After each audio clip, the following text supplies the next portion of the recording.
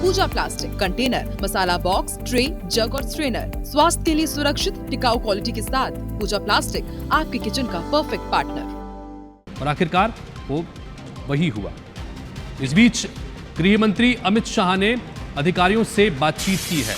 हिडमा के मारे जाने के बाद में गृह मंत्री अमित शाह ने अधिकारियों से बातचीत की है। गृह मंत्री शाह ने मार्च 2026 का टारगेट दे रखा है, जिसको लेकर लगातार सुरक्षा बल हर मोर्चे पर आगे बढ़ रहे हैं। नित नई कामयाबियां मिल रही हैं और उसी कामयाबी के रूप में हिडमा के मारे जाने को एक बड़ी कामयाबी के रूप में देखा जा रहा है। मार्च 2026 से पहले ही नक्सलियों का खात्मा हो जाएगा। घर छत्तीसगढ़ आकर शाह ने खास तौर से कई बार लगातार बैठकें भी की हैं और यही वजह है कि सुरक्षा बलों का मनोबल भी इससे लगातार बढ़ा है। पिछले एक साल के दौरान कई बड़े नक्सली लीडर्स का खात्मा कर दिया गया है। बिल्कुल, जिस तरह से हितेश इस बात की जानकारी दे रहे हैं कि केंद्रीय गृह मंत्री अमित शाह ने खास तौर पर टारगेट को सेट किया था और उसी टारगेट को अचीव करते हुए यहाँ पे नजर आ रहे हैं। आपको हिडमा के बारे में लगातार हम बता भी रहे हैं। हिडमा 4 लेयर की सुरक्षा में रहा करता था। आपको जानकर बेहद हैरानी होगी कि 200 से 250 नक्सलियों की फौज 24 घंटे 24x7 इसको सुरक्षा दिया करती थी। और बताया तो ये भी जाता है, जैसे कि मेरे तमाम सहयोगियों ने भी बताया है, कि ये बेहद ही अनुशासित जीवन को भी जीता था। आधुनिक हथियारों के साथ उसकी सुरक्षा की जिम्मेदारी उसके तमाम सुरक्षा जवानों ने उठा के रखी हुई थी। बहुत अनुशासित वो जीवन जिया करता था।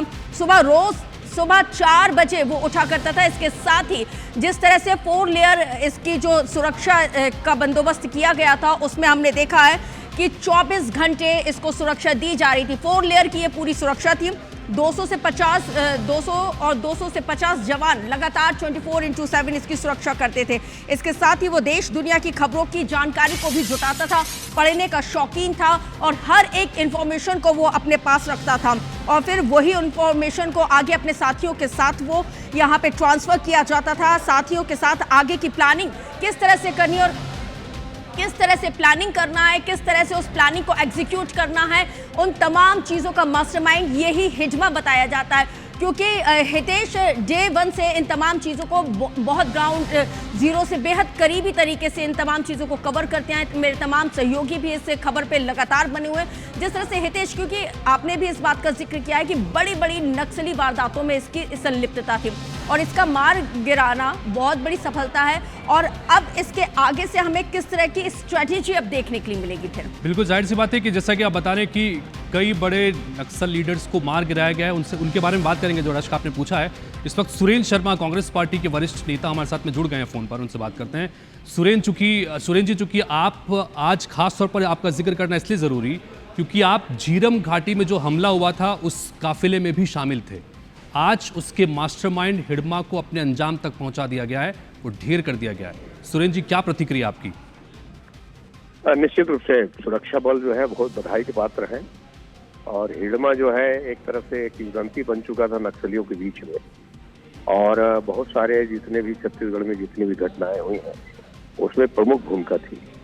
हिडमा की जो पकड़ा जाना, उसको मारा जाना, ये छत्तीसगढ़ के पुलिस की और केंद्रीय पुलिस बल की बहुत बड़ी उपलब्धि है। निश्चित रूप से वो बधाई के पात्र हैं और हमको उम्मीद है कि आने वाले समय में से नक्सलवाद लगभग समाप्ति की जो घोषणा की गई थी उसमें काफी हद तक सफलता मिलेगी। एक बात जरूर कहना चाहता हूँ कि इतने सारे लोग मारे गए, इतने सारे लोग पकड़े गए, उसके बावजूद अभी तक झीरम घाटी में क्या हुआ इस बात का खुलासा नहीं हुआ। इस बात का अफसोस जरूर है।